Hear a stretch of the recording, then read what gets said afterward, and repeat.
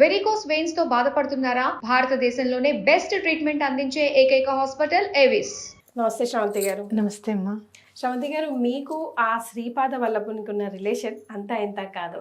వారి గురించి మీరు ఎప్పుడు చెప్పినా కూడా, ఎప్పుడు వింటున్నా కూడా గూస్ బంప్స్ వస్తూ ఉంటాయి. సో మొన్నే వారి జయంతి కూడా వెళ్ళింది కాబట్టి అప్పుడు మాట్లాడుకోలేకపోయినా ఇప్పుడు ఒకసారి గుర్తు చేసుకుందాం. తప్పకుండా. శ్రీపాదుల వారు చెప్పాలి అని అంటే గనక గురు సాంప్రదాయం మన జీవితంలోకి అడుగుపెట్టింది అని అంటే గనక ఇంకా మనం జీవితం టర్న్ అవ్వబోతుంది. స్వామి ఆయన నీడలోకి మనని హక్కును చేర్చుకుంటున్నారు అని చెప్తే ఇక అంతకంటే అదృష్టం ఇంకొకటి ఉండదు. నాకు 2019లో యాక్సిడెంట్ అయింది. యాక్సిడెంట్ అయినప్పుడు ఒక 3 months టైం దొరికింది. ఏమని మళ్ళీ ఆధ్యాత్మికంగా బుక్స్ చదవడం కానివ్వండి, అసలు అంటే చాలా లీనం అవ్వడానికని కానివ్వండి. ఎప్పుడు మనం అంతా ఈ బిజీ షెడ్యూల్స్ అని పరిగెత్తడాలు అవి ఇవన్నీ ఉంటాయి కదా, అవన్నీ కాకుండా మనకంటూ మనకు ఒక సమయం కేటాయించుకునేది ఆ టైం అని నేను అనుకుంటాను అన్నమాట. మళ్ళీ బుక్స్ తీసి చదువుతూ ఉంటే నన్ను ఒకళ్ళు అడిగారు, శ్రీపాద శ్రీవల్లభులు తెలుసా నీకు అని అడిగారు. అంతకు ముందు 2 రోజుల క్రితమే నాకు ఫేస్బుక్లో ఆయన చరిత్ర యొక్క అవి అధ్యాయాలు వస్తున్నాయి అన్నమాట. వస్తూ ఉంటే నేను అనుకున్నాను ఇది గురు చరిత్రలో చదివినట్టుగా డిఫరెంట్గా ఉంది, కొంచెం గురు చరిత్రలో ఈ అధ్యాయం ఇది కాదు కదా అని అనుకుంటూ చదువుతూ ఉన్నాను. ఆ తర్వాత మీకు శ్రీపాద శ్రీవల్లభ చరితామృతం ఉంది తెలుసా అని ఒకళ్ళు అడిగారు. అడిగితే నాకు తెలుసు, ఆయన శ్రీపాద శ్రీవల్లభులు పిఠాపురంలో జన్మించారు, దత్తాత్రేయ స్వామి యొక్క అవతారం ఆయనది తెలుసు, బుక్ ఉందని తెలియదండి, నేను మీకు పంపిస్తాను చదవండి అని చెప్పి నాకు ఇంగ్లీష్లో వచ్చింది, నాకు మెయిల్ ఐడికి బుక్. అది తీసుకుని నేను చదువుతూ ఉంటే అసలు చాలా ఆశ్చర్యం అనిపించింది అనమాట. దాంట్లో ఒక్కొక్క అధ్యాయం చదువుతుంటే ఒక్కొక్క ప్రాబ్లం సాల్వ్ అవుతూ ఉంటుందని చెప్పి కనిపించింది. అయితే నాకు లక్ష్మీనరసింహ స్వామి అంటే చాలా ప్రాణం అసలు. అయితే లక్ష్మీనరసింహ స్వామి గురించి 10వ అధ్యాయం ఉందన్నమాట. ప్రారబ్ధ కర్మాలన్నీ కూడా రిలీజ్ అయిపోతాయి అని ఆ అధ్యాయంలో నేను చదివాను. అమ్మ మనం ఎప్పుడో ఏం పాపం చేసాం, ఇంత యాక్సిడెంట్ అయ్యింది, ఇలా స్వామి రక్షించారు, మన ప్రారబ్ధ కర్మ కూడా వెళ్ళిపోవాలి అని చెప్పి నేను నరసింహస్వామి గురించి చదువుదాము అని చెప్పి స్టార్ట్ చేశాను అనమాట. మా పెద్ద పాపకు స్వామి వస్తారనమాట, లక్ష్మీనరసింహ స్వామి వస్తారు దాని మీదకి. అయితే ఎవ్వరికి తెలీదు ఇంట్లో నేను చదువుతున్నట్టు, ఎవ్వరికి తెలియదు అస్సలు. నరసింహస్వామి చదువుతూ నేను అనుకున్నా, అవునా శ్రీపాదులే నరసింహస్వామే శ్రీపాదుల వారా అని అనుకున్నా. అందులో అధ్యాయంలో ఉంటుందన్నమాట, నేనే నరసింహస్వామి ఆయన అంశతో ఇలా పుట్టానని చెప్తూ ఉంటారు స్వామి అధ్యాయం అంతా. అవునా స్వామి ఈయన ఒకరేనా అని అనుకుంటే ఎక్కడో బెడ్రూమ్లో ఉన్న మా పాపకి స్వామి వచ్చారు. వచ్చి నేను స్వామి వచ్చారనేసరికి అందరం అలర్ట్ అయిపోతాం కదా, పట్టుకోవాలి చాలా. వెళ్ళి స్వామి అని నేను వెళ్తే ఇప్పుడు అర్థమైందా నేనని అని అన్నారు. అస్సలు నాకైతే ఆశ్చర్యం అనిపించింది, ఎవరికి తెలియదు కదా నేను చదువుతుండే అధ్యాయం అని చెప్పి. అప్పుడు ఇంకా నాకు చాలా స్వామిని పట్టుకుంటే, స్వామి పాదాలు కనుక పట్టుకుంటే మనం అందరి దేవీ దేవతల్ని ఇంకా దండం పెట్టుకున్నట్టే అని చెప్పి నాకు అనిపించడం. అలాగే ఇంకా అధ్యాయం ముందుకు వెళ్తూ ఉంటే నృసింహ సరస్వతి స్వామి వారు గాణగాపురంలో మళ్ళీ సెకండ్ ఇన్కార్నేషన్ అనమాట దత్తాత్రేయ స్వామిది. నరసింహస్వామి పేరంటే నాకు చాలా ఇష్టం, అందుకే నేను నృసింహ సరస్వతి అని చెప్పి నేను పేరు తీసుకుంటాను, నేను మళ్ళీ గాణగాపురంలో పుడతానని ఆయన చెప్తూ ఉంటారు అన్నమాట. అభేదము స్వామికి ఇంకా అని చెప్పి ఆ దత్తాత్రేయ నమ్ముకోవడం అనేది జరిగింది అనమాట దత్తాత్రేయ స్వామికి. అలా శ్రీపాదుల వారు అలా ఒక్కొక్క అడుగు ముందుకు వస్తూ వస్తూ వస్తూ మన శ్రీపాద తత్వమయి ఫౌండేషన్ కూడా స్టార్ట్ అయింది. అసలు ఇది స్టార్ట్ చేయడం అంటే ఇంకా మీరు చూడండి, మనం అనుకుంటాం కదా ఎవరికన్నా ఏమైనా చెప్తే మీకేముంది మేడం మీరు చేస్తారు, ఎందుకు చేయరు, మీకు బోల్డ్ అంతమంది తెలుసుగా, మీరు కాకపోతే ఎవరు స్టార్ట్ చేస్తారులేండి అన్న మాటలు వస్తూ ఉంటాయి జనరల్గా, అవునా? అయితే నేను గాణగాపురంకి వెళ్ళాను, ఒక 7 days పారాయణం చేద్దాం గురు చరిత్ర అనేది సంకల్పం అనమాట. నేను మా పాప వెళ్ళాం. అక్కడ ఒక ఆయన వండి పెడుతున్నారు ఒక 100 మందికి అని చెప్పి నన్ను కూడా ఇన్వైట్ చేశారు, మీరు కూడా రండి వడ్డించండి అంటే నాకు అది చాలా నచ్చింది.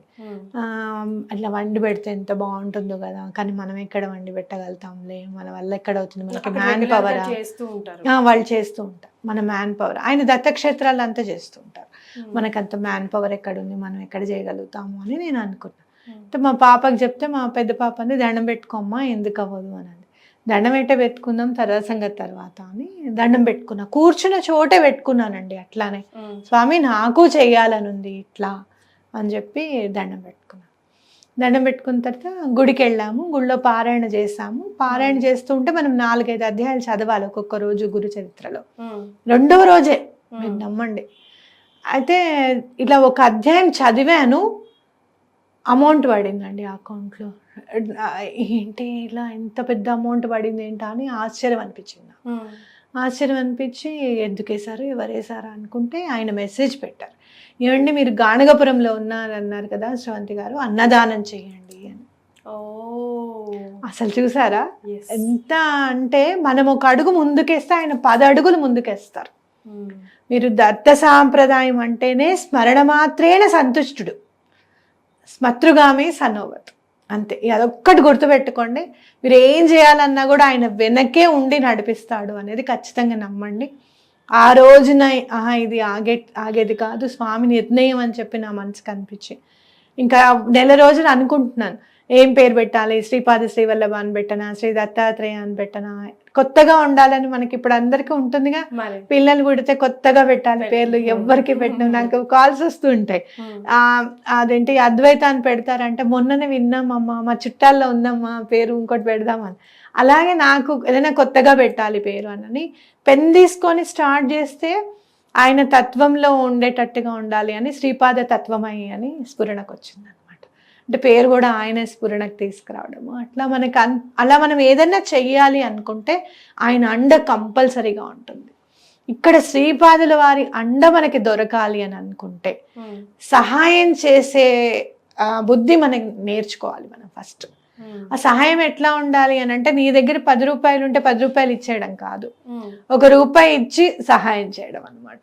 మనం అది కూడా అపాత్రదానం చేయడం కూడా కరెక్ట్ కాదు అనగాదా.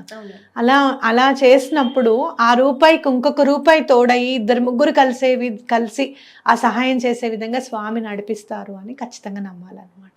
అది.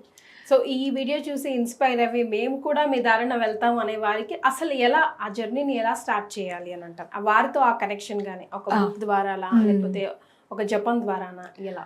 శ్రీపాదరాజం శరణం ప్రపద్య అనుకుంటే చాలా బాగా కలిసి వస్తుంది. శ్రీపాదరాజం శరణం ప్రపద్య, శ్రీదత్తరాజం శరణం ప్రపద్య. అయితే ఆయన పాదాలే శరణు అని గనక మనం అనుకోవాలంటే ఫస్ట్ సిద్ధమంగళ స్తోత్రం అని ఉంటుంది.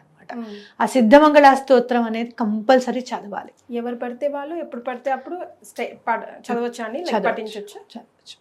మీరు చెప్పులు వేసుకోకుండా ఉంటే చాలు. ఓకేనా? అలా దినం అవన్నీ చూసుకోవాలి. వారం అవన్నీ ఏం లేదు, ఏ నాడైతే మీరు నామాన్ని మొదలు పెట్టారో సిద్ధమంగళ స్తోత్రం మొదలు పెట్టారో ఆ రోజే మంచి టైం. ఇంకా ఇవాళ ఇప్పుడు ఫస్ట్ టైం చూస్తున్నారు శ్రీపాదుల వారు ఎవరు అని క్వశ్చన్ మార్క్ వచ్చింది అని అంటే ఆయన మీ జీవితంలోకి రావడానికి రెడీగా ఉన్నారు. ఆయన అనుగ్రహం లేనిదే మనం ఆయన పేరు కూడా తలవలేమన్నమాట. మరి అది ఓకేనా? అట్లా ఆ టైం అనేది ఏం లేదు. అన్నం తినకుండా ఫస్ట్ టైం స్టార్ట్ చేసేటప్పుడు మీరు చూసారనుకోండి, రేపటి నుంచి స్టార్ట్ చేస్తానని దండం పెట్టుకోవడము, దీపం పెట్టడం స్వామికి. దీపాలు వెలిగిస్తే చాలా మంచిది. అలాగే ఔదుంబర వృక్షాలు అని ఉంటాయన్నమాట, మేడి చెట్టు చాలా ఇష్టం స్వామికి. అట్లాగే రావి చెట్టు అంటే చాలా ఇష్టం స్వామికి. అలాగే క్షేత్రాలు, దత్త క్షేత్రాలు, కురువపురంలో స్వామివారు ఉంటారు, శ్రీపాద శ్రీవల్లభులు. గాణగాపురంలో నృసింహ సరస్వతి స్వామి రూపంలో ఉంటారు దత్తాత్రేయ స్వామి. అలాగే నరసింహవాడిలో ఉంటారు, అక్కల్కోట్ మహారాజు ఉన్నారు. అలా అవధూతలు ఎవరు అనేది కూడా నేర్చుకోవాలి. ఇంకోటి ఏంటి అంటే మనం నేర్చుకోవాల్సింది ఏంటి ఇక్కడ అని అంటే, వాళ్ళు అవధూతలు అంటున్నారండి, వాళ్ళు కరెక్ట్ కాదండి. వాళ్ళు ఎవరండి? వాళ్ళు ముస్లిం అవతారంలో ఉన్నారండి. వీళ్ళెవరండి? టోపీ అమ్మండి, ఆవిడ అసలు స్నానమే చేయదు, ఆవిడే అవధూత ఏమిటండి? ఇలాంటి ఎటువంటి పరిస్థితుల్లోనూ విమర్శ చేయకూడదు. ఇప్పుడు నేనున్నాను అనుకోండి, ఎవరైనా వచ్చారనుకోండి, అదేమిటి అంత నల్ల పాత్రలో అన్నం పెడుతున్నాడు ఏమిటి అని నేను అనుకోకూడదు. అబ్బా అతనికి ఎంత ప్రేమ ఉంటే కదా అంత పెద్ద గిన్నె తీసుకొని వచ్చి పెడుతున్నాడు అని అనుకోవాలి. కానీ నువ్వు విమర్శించకూడదు అవతల వాళ్ళు చేసే పని ఎప్పుడు కూడా. ఇది శ్రీపాద శ్రీవల్లభుల్ని పూజిస్తే కనుక మనం నేర్చుకోవాల్సింది ఇది అనమాట. విమర్శన కాకుండా చేసే దాంట్లో మంచిని వెతకాలి. బా ఎంత బాగుంది కదా, వాళ్ళు ఎంత బాగా చేస్తారు కదా అంటే ఎప్పుడు కూడా మంచిని మాత్రమే చూడాలి, చెడును వదిలేయాలి, చెడును అసలు ఆలోచించకూడదు అనమాట. ఇది చేస్తే శ్రీపాదుల వల్లభులకి తప్పకుండా దగ్గర అవుతాం. రైట్, సూపర్ అండి, థ్యాంక్ యూ సో మచ్.